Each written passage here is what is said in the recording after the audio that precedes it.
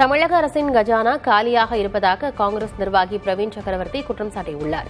2025-26 ஆண்டுக்கான ரிசர்வ் வங்கியின் மாநில பட்ஜெட் அறிக்கையை வெளியிட்டு தனது எக்ஸ் பக்கத்தில் பதிவிட்டுள்ள அவர், தமிழக அரசின் ஒவ்வொரு 100 ரூபாய் வருவாயிலும் 20 ரூபாய்க்கு மேல் வட்டிக்கே செலவாகிறது என குறிப்பிட்டுள்ளார். இது மற்ற பெரிய மாநிலங்களை விட அதிகம் என்றும், வட்டி, சம்பளம், ஓய்வூதியம் என கட்டாய செலவுகளுக்கே கிட்டத்தட்ட 40 ரூபாய் போய்விடுகிறது எனவும் தெரிவித்துள்ளார்.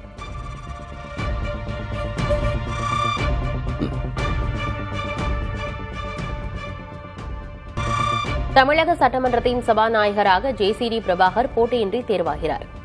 சபாநாயகர் பதவிக்காக ஜேசிடி பிரபாகரும், துணை சபாநாயகர் பதவிக்கு ரவிசங்கரும் மனு தாக்கல் செய்திருந்தனர். வேட்புமனு தாக்கலுக்கான அவகாசம் முடிவடைந்த நிலையில் வேறு யாரும் வேட்புமனுக்களை தாக்கல் செய்யவில்லை. இதனால் இருவரும் போட்டியின்றி ஒருமனதாக தேர்வு செய்யப்படுகின்றனர்.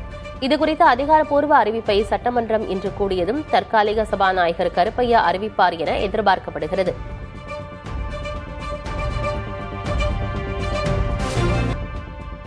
திமுகவும் அதிமுகவும் கூட்டணி அமைக்க முயற்சி மேற்கொண்டதாக வெளியான தகவல் அதிர்ச்சி அளித்ததாக மதிமுக பொதுச் செயலர் வைகோ தெரிவித்துள்ளார். சென்னையில் செய்தியாளர்களிடம் பேசிய அவர், அரசு நிகழ்ச்சிகளில் தமிழ்தாய் வாழ்த்து முதலில் பாடப்பட வேண்டும் என்பதை தங்கள் கோரிக்கை என்றும் குறிப்பிட்டார்.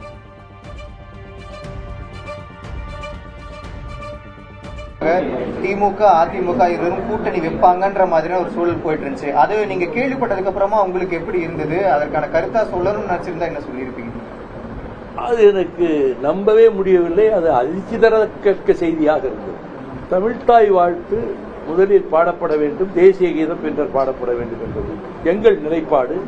ஆனால் இதற்கு முன்பு ஒரு நிகழ்ச்சியில் வந்தே மாதரம் பாடப்பட்டு அதற்கு பிறகு தமிழ்தாய் வாழ்த்து பாடப்பட்ட போது அந்த நிகழ்ச்சியிலே முன்னாள் முதல்வரும் கலந்து கொள்ள வேண்டிய ஒரு நிலைமை ஏற்பட்டிருந்தது. இந்த நிலைமை மாற வேண்டும், தமிழ்தாய் வாழ்த்து முதலிடம் பெற வேண்டும் என்பது எங்கள் கோரிக்கை, எங்கள் விருப்பம். பாமக சட்டமன்ற குழு தலைவர் சௌமியா அன்புமணி ஒருமனதாக தேர்ந்தெடுக்கப்பட்டார். சென்னையில் நடைபெற்ற பாமக சட்டமன்ற உறுப்பினர்கள் கூட்டத்தில் துணைத் தலைவராக கணேஷ்குமாரும், கொறடாவாக சிவக்குமாரும் தேர்ந்தெடுக்கப்பட்டனர். பாமக சட்டமன்ற குழு நிர்வாகிகள் தேர்ந்தெடுக்கப்பட்ட நிலையில் இது தொடர்பான அறிவிப்பை சட்டமன்ற முதன்மைச் செயலர் சீனிவாசனுக்கு அக்கட்சியின் தலைவர் அன்புமணி ராமதாஸ் கடிதம் மூலமாக தெரிவித்தார்.